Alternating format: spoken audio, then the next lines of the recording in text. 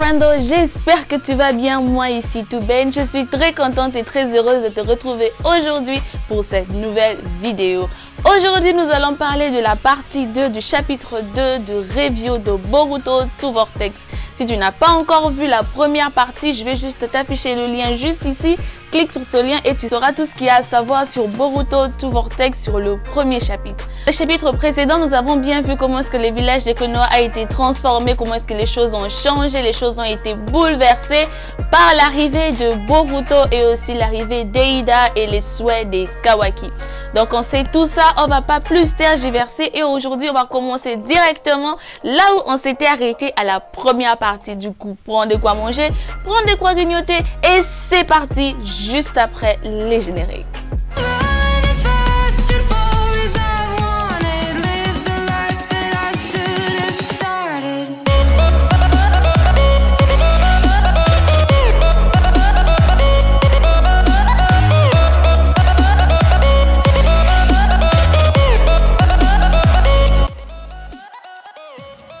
Boruto est arrivé et maintenant il y a un face-à-face entre Boruto et Code. Du coup, qu'est-ce qui va se passer? Il arrive et il demande à Code d'évacuer tous ces monstres tant qu'il est encore temps. Parce que s'il le fait, il aura juste le temps de lui laisser la vie sauve. Et là, il y a eu quelques interactions entre les deux. Et l'autre qui disait, tu me laisseras tout juste la vie sauve. Je suis sidérée par le niveau de bluff. On ne peut qu'en rire. Et il y a la Boruto qui réplique en disant que tu laisses tous les villages en paix. Sinon, cette fois-ci, ce ne sera pas que l'œil gauche que tu vas perdre.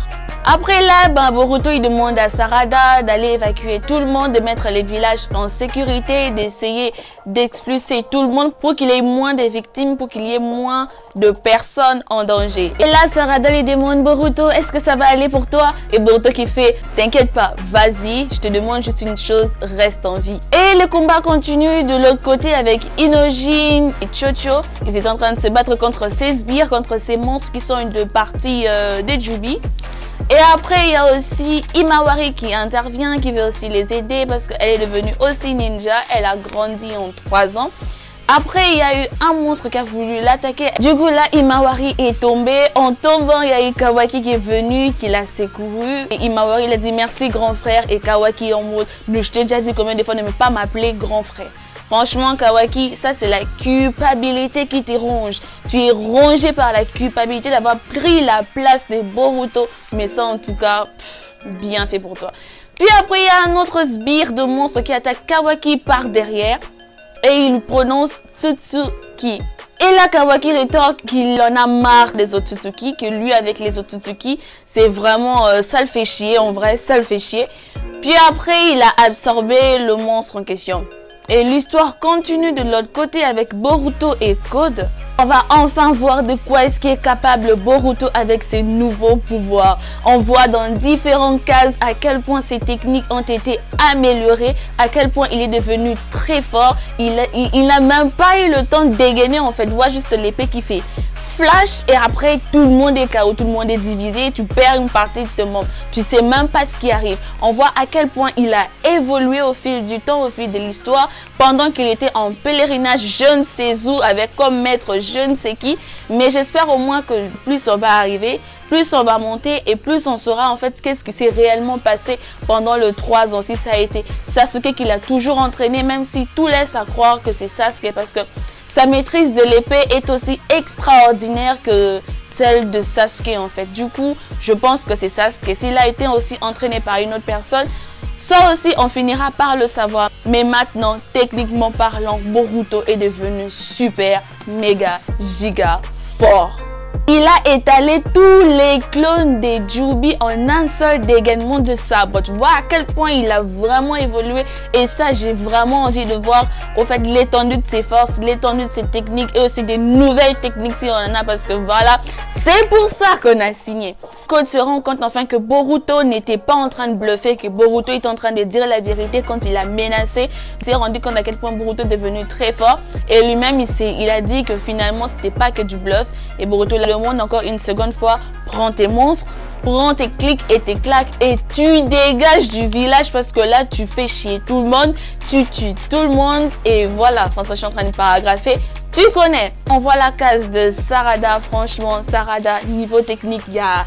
Franchement, j'ai trop kiffé. Il commence avec un Katon boule de fée suprême. Puis après, il enchaîne avec un Chidori tellement classe. Tellement classe. Franchement, Sarada, c'est la digne héritière du clan Uchiwa. C'est vraiment la fille de Sasuke. Parce que niveau technique, il n'y a pas à dire. Elle enchaîne des techniques comme ça, comme si c'était rien du tout. Et même le village lui demande, est-ce que tu es vraiment un ninja accompli ou juste une aspirante ninja? Parce que là, son niveau était tellement élevé. Les gens, ils étaient là, ils étaient choqués. Comment ça se fait qu'une gamine, comment ça se fait que cette fille... Elle enchaîne des techniques comme ça, franchement, on valide. Directement, on voit un monstre derrière Sarada qui a voulu l'absorber, qui a voulu l'attaquer par derrière. Et elle a été sauvée par son professeur Soegi qui a été absorbé par le clone de Jubi. Il a absorbé et s'est transformé en arbre. Puis là, on nous explique par cette case où on nous dit que les réelles compétences du clan de Jubi, en disant que c'est vrai que sa première compétence est celle d'absorber le chakra des Otsutsuki. Mais aussi, Code l'a modifié, il les a tous modifiés de telle sorte que ils peuvent absorber le chakra d'absolument tout le monde. Que tu sois shinobi, civil, il s'en fout. Il va absorber le chakra de tout le monde et enfin jusqu'à ce qu'il tombe sur un Otsutsuki. Et après l'avoir absorbé, il se transformera en arbre divin, en Shinju. Et là, Boruto lui dit, mais si tu fais ça, la planète va finir par mourir, la planète va clamser, ça va nous conduire à un futur désastreux. Et Code lui dit, mais justement, c'est pour ça que je le fais. Je ne fais pas ça par gaieté de cœur. C'est pour ces pires futurs que moi, je le fais justement parce que je veux que la planète meure. Et Boruto lui dit, bon, je t'ai déjà assez répété. Je te le dis une dernière fois. Tu m'emmènes vers le corps originel de Jubi. Et là, peut-être, mais peut-être, je peux te laisser la vie sauve. Et il lui dit, je te le répète encore, que je n'ai pas l'intention de te conduire vers le corps originel de Jubi. Es-tu devenu fou? Et Boruto lui dit, il n'y a vraiment pas de limite à la bêtise. Il s'avance vers lui en mode ultra méga giga rapide. On ne sait même pas si c'était rapide ou si c'était téléporté. Je pense que c'était téléporté.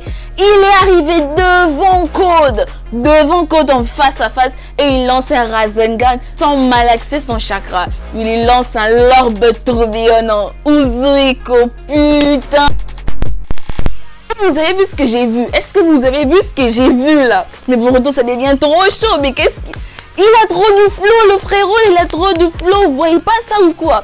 Franchement, cette page, et c'est la... À cause de l'excitation extrême qu'a laissé ce chapitre de Boruto Two Blue Vortex, j'ai le regret de vous informer que cette demoiselle a complètement oublié de parler de d'autres points de Boruto Two Blue Vortex et aussi de mieux clôturer cette vidéo.